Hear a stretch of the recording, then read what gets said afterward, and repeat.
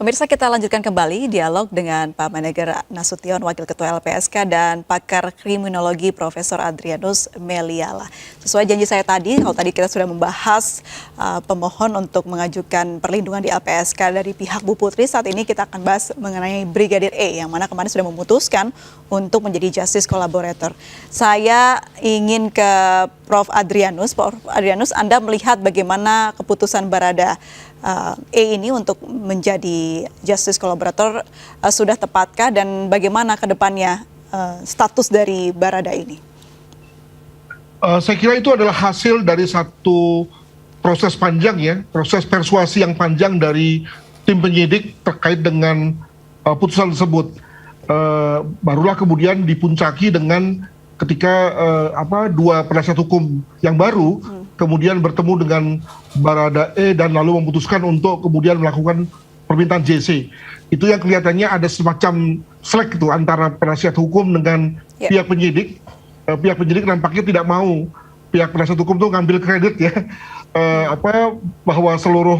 bahwa tindakan Barada itu sepenuhnya akibat dari persuasi daripada penasihat hukum. Itu kelihatannya ditolak karena sebetulnya ada proses panjang dalam rangka mengubah keputusan dari Barada E ini.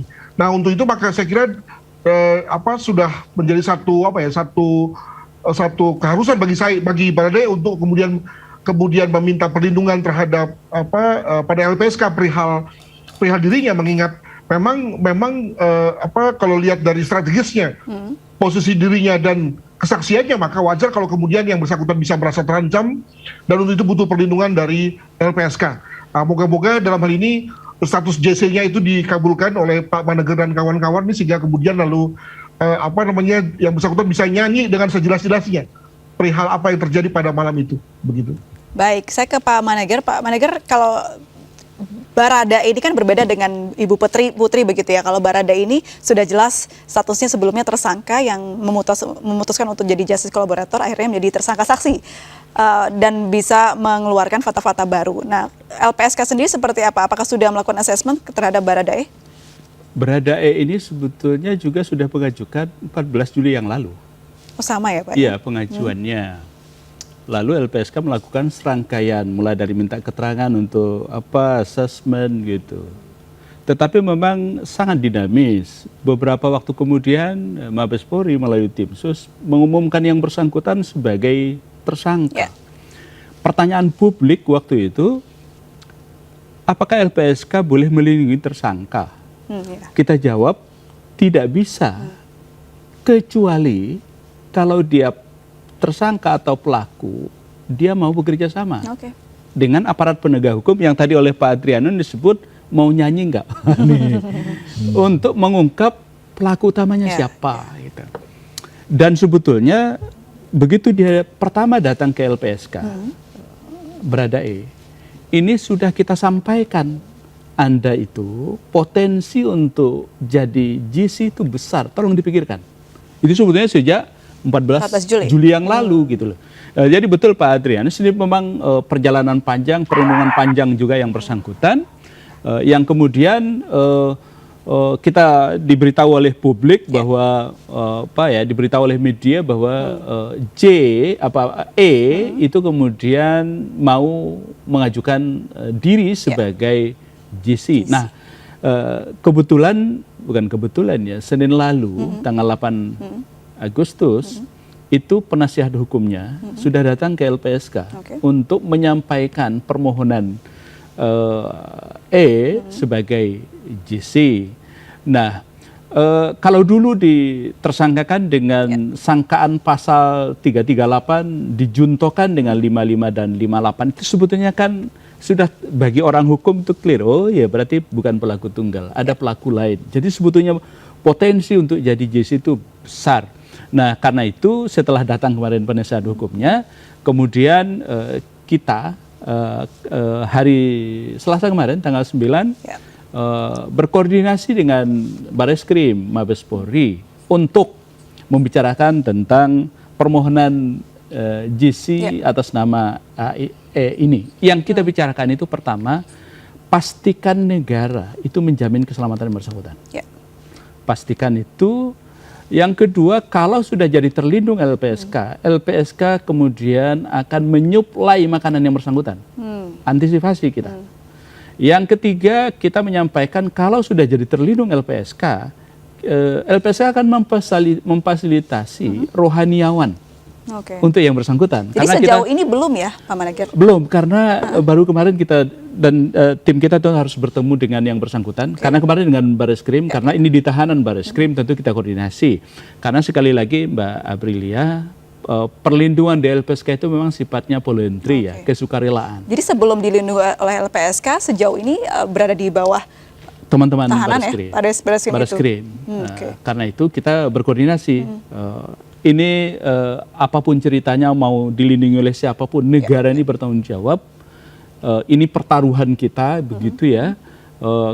Kalau ada apa-apa dengan ini bukan hanya bukan hanya pertaruhan buat LPSK, bukan hanya pertaruhan buat polisi, tapi juga pertaruhan bangsa kita gitu. Nah, karena itu kita berkoordinasi untuk memastikan agar itu kemudian betul-betul kita jamin negara harus hadir untuk memberikan perlindungan. Apa yang menghambat akhirnya LPSK belum juga untuk memberikan perlindungan kepada Sebetulnya asesmen kalau untuk ini sudah selesai sebetulnya. Tinggal karena ini di tahanan Mabes Polri khususnya Bareskrim, kita tentu harus ketemu dengan beliau ini. Yang datang kan PH-nya.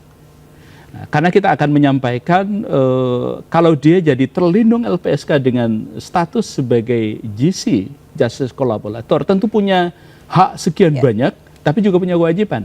Haknya misalnya ya, dia punya hak untuk mendapat penahanan yang terpisah, dia punya hak untuk pemberkasan yang terpisah, dia punya hak untuk pengurangan hukuman, sampai di hilir pun ketika dia misalnya dihukum pun dia punya hak untuk mendapat perlakuan yang terpisah dari pelaku-pelaku lain, termasuk juga hak bebas bersyarat dan seterusnya. Tetapi kita juga ingin menyatakan kepada yang bersangkutan, Anda punya kewajiban.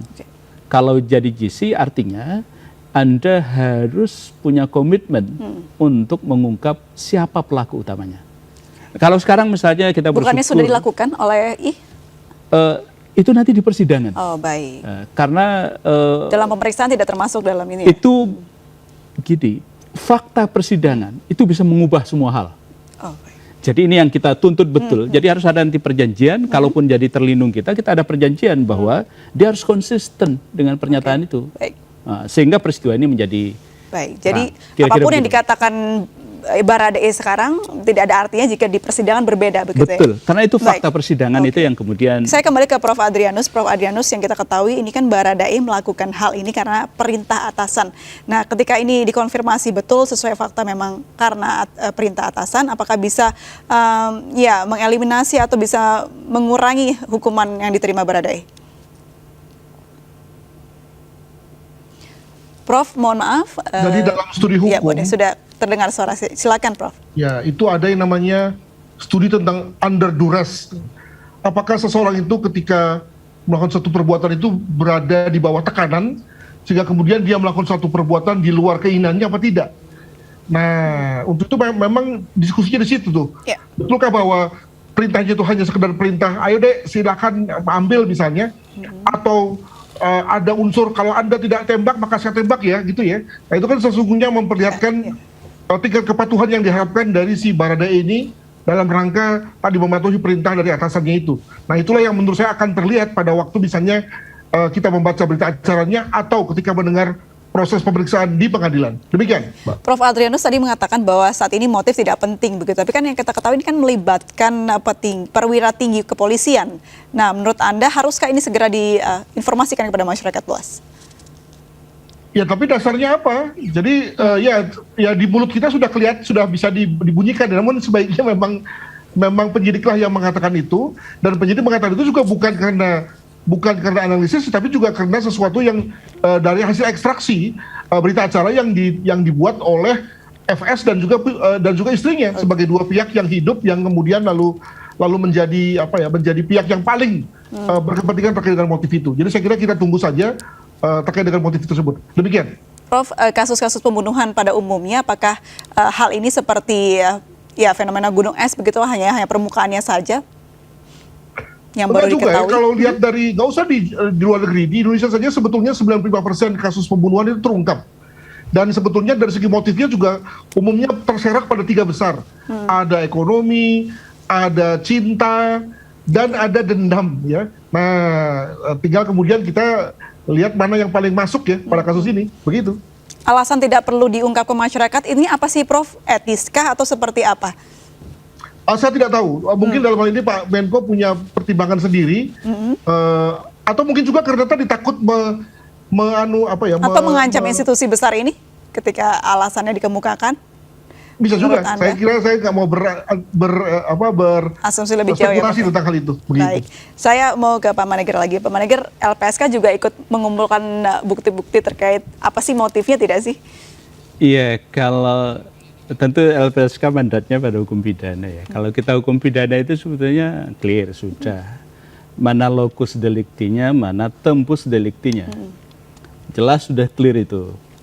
Nah, soal motif sebetulnya itu nanti menjadi pertimbangan hakim dalam konteks memberi pengampunan atau pengurangan hukuman gitu, memberatkan atau meringankan.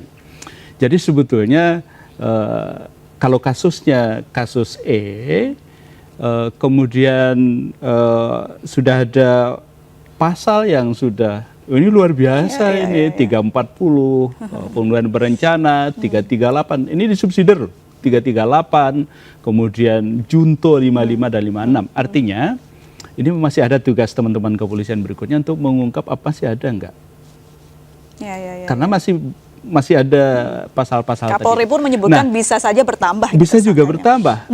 Coba pertanyaan publik tadi itu Mbak Aprilia itu begini, apakah kalau kemudian menjadi GC itu dia dapat apa?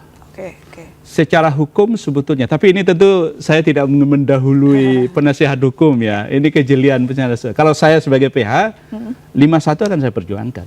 51 KUHP itu orang nggak boleh dipidana karena dia melakukan perintah. Karena tidak ada yang bisa dia Cuma perbuat ya. perdebatannya tadi benar, perintahnya itu sah apa tidak. Nah, itu perdebatannya di situ. Ya. Tetapi kira-kira ini peluang yang, tetapi sebagai GC kalau dia mengambil, coba kita bayangkan kalau ini tidak membuat pernyataan testimoni ini, mungkin kotak Pandora ini masih kita tunggu. Baik. Nah, karena itu mestinya kalau dia sudah jadi GC, itu kemudian memang harus ada reward, ada penghargaan, ada apresiasi. Dan kita meyakini Bapak Ibu Majelis Hakim sudah paham soal bagaimana kemudian menyikapi tersangka yang berstatus sebagai justice collaborator. Baik, nah kita tunggu saja seperti apa dan LPSK tentu akan mengawal dengan sangat ketat ya Pak ya bagaimana ini berjalan. Iya, karena ini sekali lagi kewajiban negara untuk hadir, kemudian sekaligus juga ini pertaruhan bangsa kita. Karena tidak pernah dalam sejarah, saya kebetulan belajar sejarah hukum, belum pernah seperti ini. Pembunuhan iya, melibatkan pejabat tinggi di TNI maupun Polri iya, tetapi ini diumumkan ada direct presiden sampai 4 kali. Belum pernah terjadi. Kemudian begitu pengumuman ada bintang 4 Kapolri, didampingi oleh Irwasum bintang 3, didampingi oleh Kabar Eskrim bintang 3, bahkan penanggung jawab tim sus itu Wakapolri bintang 3 gitu. Belum pernah. Itu artinya apa? Ini memang pembunuhan itu sudah banyak terjadi pembunuhan, tetapi ini menjadi perhatian bangsa kita karena ini pertaruhan gitu. Karena itu LPSK akan hadir mewakili negara untuk memberikan perlindungan kepada mereka-mereka yang tadi kalau menjadi GC kita akan bertemu. Kita tunggu hasil asesmennya semoga segera Pak ya karena kita kan kasihan korban dan yang sudah demi keadilan bagi korban. Terima kasih banyak Pak Manager sudah bergabung dan berbincang bersama kami. Kita juga terima kasih kepada Profesor Adrianus sudah berbincang bersama kami. Baik, pemirsa, Irjen Pol Verdi Sambo telah ditetapkan sebagai tersangka pembunuhan berencana terhadap Brigadir Nofriansyah Yosua Huta Barat atau Brigadir J. Kini, Verdi Sambo resmi ditahan penyidik di Rutan Makobrimob setelah menjalani pemeriksaan. Dan untuk mengetahui kondisi terkini di Makobrimob, sudah terhubung bersama kami, jurnalis Rizka Dior di lokasi. Selamat sore Rizka, bagaimana suasana di Makobrimob usai penetapan status tersangka terhadap Irjen Verdi Sambo? Ya, selamat sore April dan juga pemirsa. Dapat kami informasikan kepada Anda untuk situasi dan kondisi saat ini di Makobrimob kawasan Kelapa II Depok, Jawa Barat. Terpantau suasana sepi, cenderung landai begitu untuk kegiatan ataupun pemeriksaan yang dijadwalkan hingga sore hari ini di gedung Makobrimob Kelapa II Depok, Jawa Barat. Namun menurut pemantauan sejak pagi hari tadi yang telah kami lakukan, April dan juga pemirsa, seiring dengan sepinya kawasan Makobrimob, namun kami melihat untuk penjagaan dari Satuan Polri di gedung utama Makobrimob ini masih dilakukan secara ketat. Bahkan jika April dan juga pemirsa dapat melihat di belakang saya, ini masih ada beberapa satuan yang masih ditugaskan secara tegas untuk menjaga gerbang utama gedung Makobrimob Kelapa II Depok, Jawa Barat, dengan disertai seragam taktikal dan juga senjata laras panjang yang masih terus dipakai begitu. Dan tak hanya para satuan yang juga terus berjaga, kiranya kami melihat masih ada sederet atau sejumlah mobil satuan lainnya yang juga masih diparkirkan di halaman depan gedung Makobrimob. Dan tak hanya itu, beberapa buah motor trail yang juga sering digunakan oleh satuan ini juga masih diparkirkan di halaman utama Makobrimob Kelapa II Depok, Jawa Barat. Namun menurut informasi terakhir yang kami dapatkan, yang dapat kami kabarkan pula kepada April dan juga pemirsa di rumah, kiranya meski demikian perlu diketahui bahwa saat ini mantan Kadif Propam Irjen Verdi Sambo sudah resmi ditetapkan menjadi tersangka dalam kasus penembakan Brigadir Nofriansyah Yosua Huta Barat atau Brigadir J, dan saat ini sudah ditahan di Makobrimob Kelapa II Depok, Jawa Barat. Dan menurut informasi terakhir, tak hanya Irjen Verdi Sambo saja, Irwasum Polri Komjen Pol Agung Budi Marioto juga sempat mengatakan bahwa ada 11 personil atau petinggi Polri lainnya yang juga diamankan dan juga ditempatkan khusus di Makobrimob Kelapa II Depok, Jawa Barat, di mana 3 diantaranya ini merupakan perwira tinggi, 1 diantaranya termasuk Irjen Verdi Sambo dan 2 lainnya ini jenderal berbintang 1. April. Baik, terima kasih Rizka Dior melaporkan langsung dari Makobrimob Kelapa II Depok, Jawa Barat. Selamat bertugas kembali. Pemirsa, kami akan segera kembali usai jeda berikut, tetaplah di MNC News Now.